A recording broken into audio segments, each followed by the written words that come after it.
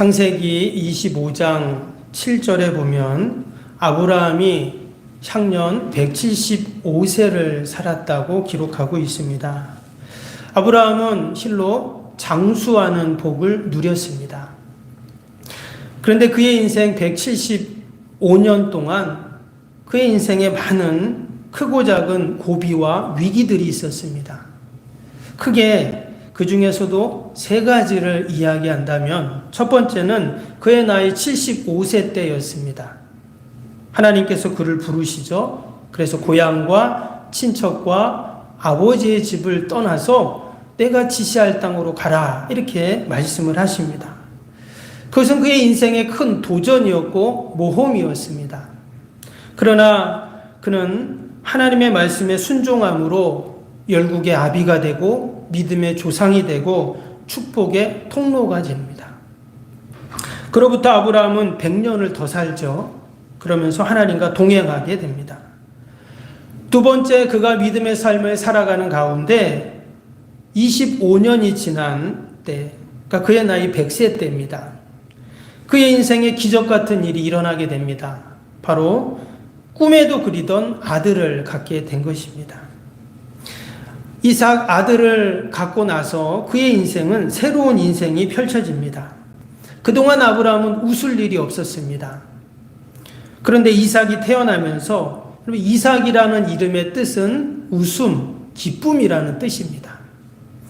그래서 이제 아브라함의 인생에 웃을 일이 생겼다는 거예요. 그래서 환갑이 지나고 7순, 8순, 9순, 그리고 99세가 될 때까지 못했던 잔치를 100세 할아버지가 되어서 그 이삭이 엄마의 젖을 뗀 이후에 큰 잔치를 벌이게 되죠. 이제 아들 이삭이 없는 아브라함의 인생은 생각할 수도 없습니다. 그런데 어느 날 또다시 이제 하나님이 아브라함을 부르십니다. 이때 아브라함은 하나님이 나에게 또 어떤 축복을 주시려고 부르시나 하면서 설레임으로 기대로 얼른 대답을 합니다. 오늘 읽진 않았지만 1절 말씀에 보면 하나님이 아브라함아 부르시니까 내가 여기 있습니다. 이렇게 그가 대답을 합니다. 그런데 하나님께서 축복을 주실 줄 알았는데 그게 아니라 청천벽력 같은 말씀을 하십니다. 그게 바로 이어서 2절에 나오는데요. 2절 제가 한번 읽어드리면 여호와께서 이르시되 내 아들 내 사랑하는 독자 이삭을 데리고 모리아 땅으로 가서 내가 내게 일러준 한 산 거기서 그를 번제로 드리라. 아브라함은 그 이야기를 듣는 순간 가슴이 철렁 내려앉았을 것입니다. 그리고는 하나님 지금 뭐라고 하셨죠? 하면서 그는 몇 번이고 하나님께 되물었을 겁니다. 정말 내 아들 독자 이삭을 번제로 드리라고 하셨습니까? 이게 혹시 꿈이 아닌가? 그는 그의 볼을 꼬집어 봤을지도 모릅니다. 그래서 그의 175년 인생 가운데 가장 큰 위기의 사건을 그는 경험하게 됩니다. 그동안 아브라함은 아들 이삭을 보기만 해도 밥을 안 먹어도 배가 불렀습니다. 이제 남은 인생 그의 꿈과 희망과 미래는 오직 아들 이삭이었죠. 그런데 하나님은 마치 종곡을 콕 찌르듯이 내 사랑하는 내 아들 독자 이삭을 이라고 하면서 마치 하나님이 시기하듯 그 아들을 바치라는 겁니다. 더욱이 이것은 당시에 이방 종교에서나 볼 수 있는 인신 제사였죠. 사람을 제물로 바치는 것. 아브라함의 입장에서 보면 이것은 도저히 이해가 안 되고 받아들일 수 없는 일이었습니다. 더욱이 이삭은 지금 하나님께서 그 아들을 통해서 온 민족을 이루시겠다고 하신 약속의 자녀인데 만약에 지금 그 자녀를 제물로 바치라고 한다면 하나님의 약속, 그 하나님의 언약은 다 물거품이 되잖아요. 앞뒤가 안 맞는 그러한 말인 것입니다. 그런데 왜 하나님은 이처럼 아브라함에게 아들을 번제로 드리라고 하셨는가? 먼저 우리가 1절을 다시 한번 보시면 오늘 1절에 이렇게 시작이 되었어요. 이후에 하나님이 아브라함을 시험하시려고 이렇게 말씀이 시작됩니다. 성경에 보면 이 시험이라는 단어가 두 가지가 나오는데요. 하나는 영어로 temptation, 유혹이라는 시험이 있고 또 하나는 테스트라고 하는 시험이 있습니다. 우리가 주의 기도문을 함께 암송할 때 보면 그건 뭐라고 합니까? 우리를 시험에 빠지지 않게 하시고 그랬죠. 여기서 말하는 시험은 사단 마귀의 유혹, 바로 그 시험을 말합니다. 근데 또 다른 시험이 있어요. 어떤 관문을 통과하거나 또 자격을 얻기 위해서 통과하는 시험이 있습니다. 뭐 예를 들어서 운전면허 시험, 또 입학 시험, 또 아이들 뭐 중간고사, 기말고사, 여러분 그런 시험 테스트는 어떻습니까? 우리가 자격을 얻기 위해 실력을 향상하기 위한 그러한 시험이죠. 지금 아브라함의 시험은 후자의 시험, 테스트를 받고 있는 것입니다. 하나님은 종종 당신의 사랑하는 백성들에게 이런 테스트를 할 때가 있습니다. 뭔가 특별한 것을 맡기실 때 또는 새롭고 큰 은혜, 새로운 축복을 주시려고 할 때 하나님이 이처럼 테스트를 할 때가 있죠. 당연히 하나님이 우리에게 주시는 것은 값없이 주시는 은혜입니다. 우리의 공로나 수고를 통해서 너는 이 정도 되니까 하나님이 주시는 게 아니죠. 우리는 결코 받을 자격이 없는 자들인데 하나님께서 우리에게 늘 값없이 사죄의 은총, 또 구원의 은혜, 또 삶의 축복을 주시는 줄로 믿습니다. 그럼에도 불구하고 지금 아브라함에게 이러한 시험 테스트를 하신 이유는 하나님의 또 다른 뜻과 계획이 있기 때문이었어요. 그 뜻과 계획이 뭡니까? 아브라함을 열국의 아비로, 믿음의 조상으로, 언약 백성으로 부족함이 없도록 그가 반드시 넘어야 할 산이 있었다는 거예요. 그래서 오늘 위에 3절 4절에 보면 아브라함은 그 하나님의 말씀에 순종하기 위해서 아침 일찍 일어나서 길을 떠납니다. 또 나무도 준비해서 가게 됩니다. 그래서 3일 동안 하나님이 지시한 모리아 땅으로 이제 가게 되죠. 그래서 그곳에서 아들 이삭을 번제로 드리게 됩니다. 근데 이 모든 진행 과정을 보면 하나도 망설임이 없어요. 마치 때가 왔다, 기다렸다는 사람처럼 아브라함은 다 행동을 합니다. 과연 아브라함이 온전한 사람인가? 이런 만약에 내가 아브라함이었다면 어땠을까요? 하나님께서 나에게 사랑하는 자녀를 바쳐라. 만약 그렇게 말씀하셨다면 아마 우리는 멀리 도망갔을지 모릅니다. 아니면 하나님을 원망했을지 몰라요.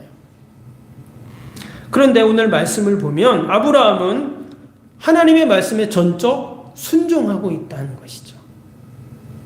그것을 분명히 알 수 있는 것이 오늘 3절의 말씀입니다. 3절을 한번 보시면 아브라함이 아침에 일찍이 일어나 나귀의 안장을 지우고 두 종과 그의 아들 이삭을 데리고 번제에 쓸 나무를 쪼개어 가지고 떠나 하나님이 자기에게 일러주신 곳으로 가더니 아침에 일찍이 그는 일어났습니다. 아마 그 전날 밤 일찍 잤을 거예요. 그리고는 하나님이 말씀하신 곳으로 모든 준비를 다 갖추어서 그렇게 가게 됩니다. 어떻게 아브라함은 이처럼 즉각적으로 하나님 말씀에 순종할 수 있었을까요? 지금 아브라함이 모리아 땅에 간 이유는, 그리고 아들 이삭을 데리고 간 이유는 예배를 드리기 위해서였어요. 과연 그의 예배의 모습을 통해서 하나님이 우리에게 주시는 영적인 교훈이 무엇인가? 첫 번째로 하나님이 찾으시는 예배자는 모든 것은 하나님의 것입니다라고 인정하는 예배자입니다. 여러분 지금 아브라함이 이삭을 어떻게 얻었습니까? 그의 나이 100세, 또 그의 아내 사라가 90세에 얻은 아들입니다. 이거 불가능한 일이잖아요. 이 말은 무슨 말이냐면 도저히 인간의 능력으로는 낳을 수 없는 그런 아들을 얻었습니다. 이것은 하나님이 주셨다라는 거예요. 그러니까 이삭은 누구의 아들이냐? 아브라함의 아들이 아니라 하나님의 아들인 겁니다. 근데 하나님께서 지금 그 아들을 도로 찾아가시겠다는 거예요. 욥기의 말씀처럼 주신 이도 하나님이시고 취하시는 이도 하나님이시죠. 때문에 주인이 다시 찾아가시겠다고 하는데 맡아서 관리하던 아브라함은 할 말이 없는 것이죠. 그가 할 말이 있다면 그동안 아들 이삭을 키우면서 누렸던 그 기쁨만을 생각해도 감사한 일입니다. 여러분, 하나님이 우리에게 주신 것들이 있죠? 뭘 주셨습니까? 행복한 가정, 사랑하는 자녀들, 일할 수 있는 일터, 또 주님의 몸된 교회, 또 자유가 있는 이 나라 이 민족. 사실 모든 것은 하나님이 주셨습니다. 모든 것이 하나님이 주셨습니다라고 우리가 하나님 앞에 인정할 때 우리를 향하신 그 하나님의 테스트를 통과하는 그것이 열쇠가 되는 줄로 믿습니다. 아브라함은 이삭을 바침으로써 모든 것이 하나님의 것임을 인정한 것이었습니다. 오늘 밑에 12절을 보시면 사자가 그 아브라함에게 하는 이야기가 있죠. 하나님이 하신 말씀입니다. 사자가 이르되 그 아이에게 내 손을 대지 말라. 그에게 아무 일도 하지 말라. 내가 내 아들 독자까지도 내가 아끼지 아니하였으니 내가 이제야 내가 하나님을 경외하는 줄을 아노라. 여기에 보면 하나님이 뭐라 하십니까? 내 아들, 내 독자까지도 아끼지 아니하였으니 라고 했습니다. 여러분, 아브라함이 왜 아들을 아끼지 않습니까? 자신의 생명보다 더 귀하게 여겼던 아들이잖아요. 그러나 아브라함은 자신의 생명 같은 아들보다 누굴 더 아꼈어요? 하나님을 아꼈다는 거예요. 이것이 바로 아브라함이 하나님을 경외하는 증거였습니다. 여러분, 우리가 주님의 몸된 교회를 아끼는 것, 이것이 여러분 주님을 아끼고 하나님을 경외하는 모습인 줄로 믿습니다. 참된 예배자라는 것, 하나님이 찾으시는 예배자는 어떤 자인가? 그냥 예배 드리는 게 예배자가 아니라 세상의 것보다 하나님의 것을 더 아끼는 자. 세상에 재미있고 좋고 귀하고 우리가 아끼는 게 얼마나 많습니까? 그런데 그것보다 하나님을 더 귀히 여기고 소중히 여기고 아낄 때 우리의 신앙과 믿음, 예배, 또 교회, 여러분 이것을 우리가 아끼고 소중히 여길 때 그것이 하나님을 경외하는 성도의 모습이 되는 줄로 믿습니다. 두 번째로 하나님이 찾으시는 예배자는 이제 오직 하나님만 의지하겠습니다 고백하는 예배자입니다. 지금 하나님이 아브라함에게 아들 이삭을 주신 이후에 아브라함의 눈에는 뭐만 보입니까? 이제 아들만 보이는 거죠. 이삭은 그의 소망이고 꿈이고 미래였습니다. 오직 이삭을 의지하며 아브라함은 살아갑니다. 근데 이삭이 있기 전에는 아브라함이 누구를 의지했죠? 하나님을 의지했잖아요. 그런데 이삭이 생기자 그는 하나님보다 이삭을 더 아들을 의지하게 되었던 것입니다. 그러면 이제 아브라함에게 이삭은 누구냐? 아들이 아닙니다. 더 이상 우상이 되어버린 것입니다. 나의 소망이고 꿈이고 미래이고 의지의 대상은 우상인 것이죠. 그래서 하나님께서 지금 아브라함을 테스트하신 이유가 여기에 있습니다. 내 아들 독자 이삭을 바쳐라, 이 말씀은 아들을 바치라는 것이 아니라 너의 우상을 바쳐라, 이런 말씀인 거죠. 아브라함도 그것을 알았는지 하나님의 명령이 떨어지자 지체 없이 결단을 했던 것입니다. 그래, 내가 하나님보다 더 아들을 의지하고 이 아들이 우상이 되었으니 하나님이 바치라고 하시는구나. 그는 깨달은 것입니다. 그래서 그는 더 이상 우상 같은 아들을 선택한 것이 아니라 하나님을 선택한 것이죠. 겉으로 보기에는 세상적인 기준으로는 말도 안 되는 말입니다.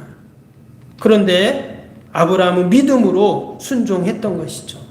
오늘 말씀을 보면 아브라함이 믿음으로 행했다는 것이 여러 군데 나옵니다.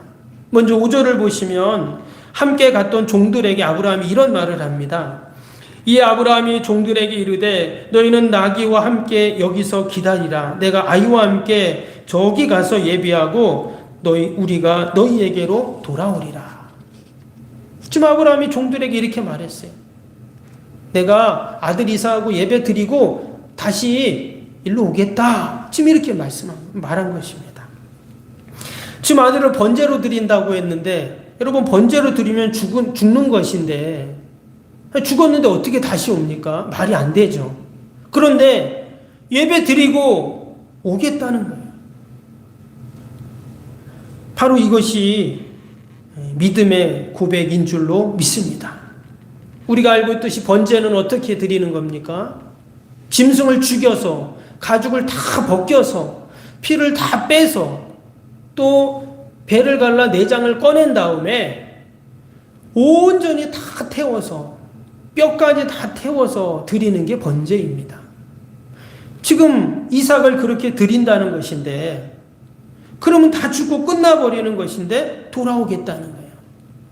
이것은 아들이 죽어도 번제로 다 태워버려도 하나님이 다시 살려주실 줄 믿습니다 하는 그 믿음 가운데 하는 고백인 것이죠. 또 밑에 7절 8절도 봅니다. 이번에는 아들 이삭이 아버지께 물어보죠. 나무도 있고 또 불도 있는데 아니 번제할 어린 양은 어디 있습니까? 이제 묻게 돼요. 그때 아브라함이 뭐라고 합니까? 8절에 보니까 아브라함이 이르되 내 아들아 번제할 어린 양은 하나님이 자기를 위하여 친히 준비하시리라 하고 두 사람과 함께 나아가서. 누가 준비한다고요? 하나님이 자기를 위하여 친히 준비하시리라 했습니다. 여러분 이것이 바로 믿음의 고백인 줄로 믿습니다. 하나님이 친히 준비하세요. 근데 그는 이처럼 말로만 이야기하는 믿음이 아니었어요. 이어지는 9절 10절을 보시면 이렇게 말합니다. 하나님이 그에게 이르되 주신 곳에 이른지라. 이에 아브라함이 그곳에 제단을 쌓고 나무를 버려놓고 그 아들 이삭을 결박하여 제단 나무 위에 놓고 손을 내밀어 칼을 잡고 그 아들을 잡으려 하니. 아브라함은 말한 대로 행동하는 믿음이었습니다. 정말 아들을 제단 위에 결박하고 올려놓은 다음에 어떻게 했어요? 칼을 들어가지고 그 아들을 지금 죽이려고 하는 그러한 상당히 급박한 그러한 상황입니다. 여러분 아무리 믿음이 있어도 지금 이렇게 아들을 꽁꽁 묶어놓고 아들은 지금 두려움에 덜덜 떨고 있습니다. 근데 그 아들을 아버지가 칼로 죽인다. 이것은 아버지에게도 아들에게도 너무나도 끔찍한 고통이죠. 여러분 때로는 이처럼 우리가 말씀에 순종하고 믿음으로 행한다는 것, 하나님이 기뻐하시는 예배자, 또 하나님이 찾으시는 예배자가 된다는 것은 이러한 고통을 수반하기도 합니다. 여러분 세상에 자식을 죽이고 자기가 살려는 부모는 세상에 없습니다. 때문에 모리아산에서 진정한 번제물은 이삭이 아니라 아브라함이었다 하는 거예요. 아들을 죽이고 나서 아무 일도 없다는 듯이 사는 부모가 세상에 어디 있겠어요. 그래서 이삭을 바치라는 하나님의 명령은 아브라함아 너는 이제 포기해라. 너가 죽어야 된다. 그러기 전에는 복의 근원 믿음의 조상 참된 예배자가 될 수 없다 하는 하나님의 말씀이셨던 것입니다. 여러분 예배의 자리는요 내가 죽는 자리입니다. 더 정확히 말하면 우리가 믿음으로 나를 죽이는 자리이죠. 그럼 뭘 죽여야 될까요? 나의 죄된 성품이 죽고 나의 욕심이 죽고 나의 성질이 죽고 내가 생명처럼 여기는 그 나의 우상을 죽이는 자리가 예배의 자리인 줄로 믿습니다. 할렐루야. 우리가 그동안 얼마나 많은 예배를 드리고 예배 자리에 나왔습니까? 그런데 여전히 내가 안 죽어요. 분명히 예배를 드리며 그 재물을 죽여야 되는데 재물을 안 죽이고 놔두는 거예요. 온전한 예배라고 볼 수 없습니다. 우리가 올 한해 하나님 앞에 우리의 예배를 회복하기 위해서 우리 교회 표어를 예배 기쁨을 회복하는 해로 우리가 삼았습니다. 여기서 회복한다는 말은 회복이라는 단어는 원래 있던 대로 돌아간다는 말이잖아요. 근데 우리가 원래 있던 곳으로 돌아가기 위해서는 앞에 말씀드린 것을 과감하게 죽여야 한다는 것입니다. 내 안에 하나님보다 더 사랑하는 그 우상이 있다면 그것을 죽이지 않는데 어떻게 원래 있던 자리로 갈 수가 없죠. 아브라함처럼 믿음으로 결단하는 저와 여러분이 되기를 축복합니다. 아브라함이 이처럼 말씀에 순종하고 믿음으로 결단하고 하나님이 찾으시는 예배자가 되니 이 일 후에 어떤 일이 일어나냐면요. 11절을 보겠습니다. 11절에 여호와의 사자가 하늘에서부터 그를 불러 이르되 아브라함아 아브라함아 하시는지라 아브라함이 이르되 내가 여기 있나이다 하매. 하나님께서 또다시 아브라함을 부르십니다. 여러분, 이처럼 하나님은 늘 우리를 부르세요. 하나님이 아브라함만 부르시고 나는 안 부르시냐? 그렇지 않아요. 하나님은 늘 부르십니다. 내가 그것을 못 듣고 안 들으려고 할 뿐이지 하나님은 아브라함아 부르시듯 아무개야 늘 부르신다는 거예요. 근데 하나님이 아브라함을 어떻게 불렀어요? 2번을 부르십니다. 아브라함아 아브라함아. 사자를 통해서 부르시죠. 그런데 이 부르심은 좀 다급한 부르심입니다. 왜냐? 지금 아들을 번제단 위에 딱 올려놓고 묶어가지고 아들을 죽이려고 하는 순간에 하나님이 부르셨잖아요. 그러니까 하나님이 어떻게 부르셨을까요? 아브라함아, 아브라함아 이렇게 부른 게 아니었어요. 0점 몇 초면 이제 아들은 죽는 순간이잖아요. 그러니까 하나님이 아브라함아, 아브라함아 이렇게 깜짝 놀라게 부르신 것입니다. 다급하게. 1절에 하나님이 아브라함을 시험하려고 부르셨잖아요. 그런데 오늘 11절에는요. 도리어 하나님이 아브라함에게 시험을 당하지 않으시려고 부르신 겁니다. 무슨 말씀이냐면 만약에 이삭이 죽게 되면 어떻게 될까요? 문제가 복잡해집니다. 그동안 하나님이 말씀하신 구원의 약속, 언약의 축복이 다 물거품이 되고 고스란히 하나님은 거짓말하신 분이 되죠. 때문에 하나님이 다급해지신 것입니다. 여러분, 아브라함을 잘 보면 아브라함이 보통이 아니에요. 정말 아브라함이 믿음의 조상이 될 만한 인물입니다. 그런데 아브라함이 이러한 믿음의 결단을 한 것은 단지 하나님과 힘겨루기를 하기 위한 그러한 행동이 아니었다는 거예요. 이 일 이후에 어떤 일이 일어나냐면 아브라함은 여호와 이레 하나님을 만나게 됩니다. 13절에 보니까 하나님께서 아브라함 그 뒤편에 순양을 준비해 놓으셨습니다.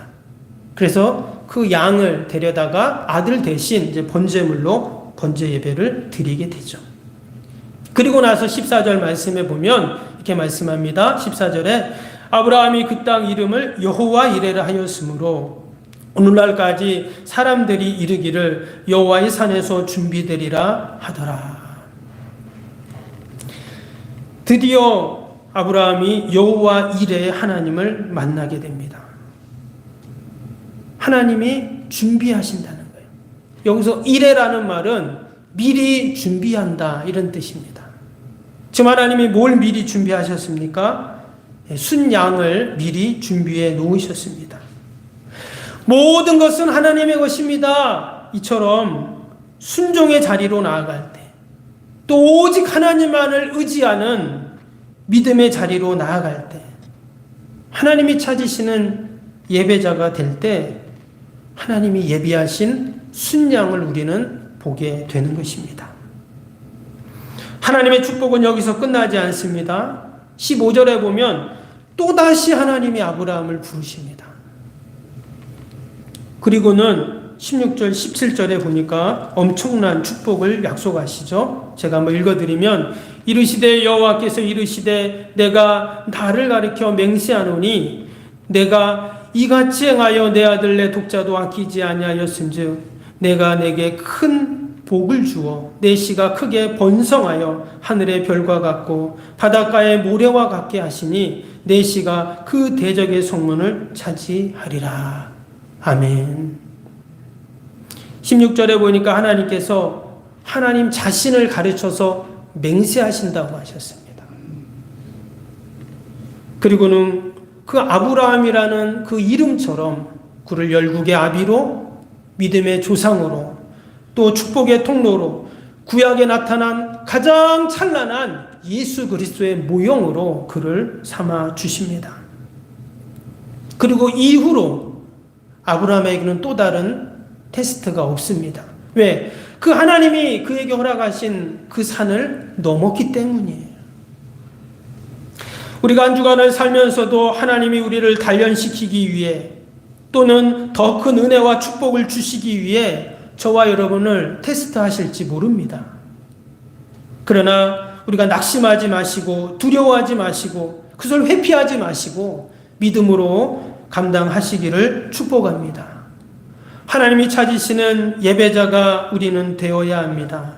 그럴 때 여호와 일의 하나님을 경험하고 하나님이 미리 준비해 놓으신 순양을 우리가 보게 되는 은혜와 복이 분명히 있을 줄로 믿습니다.